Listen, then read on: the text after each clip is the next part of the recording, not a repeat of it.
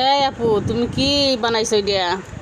এটি ফুলটা উড়ির বীজ, চাল ভাজা, কাঁচামরিচ কুচি, পেঁয়াজ কুচি, সরিষার তেল, লবণ দিয়ে আমরা সালাদের মতন মেখে এই খাবারটা আমরা সবাই মিলে খাবো।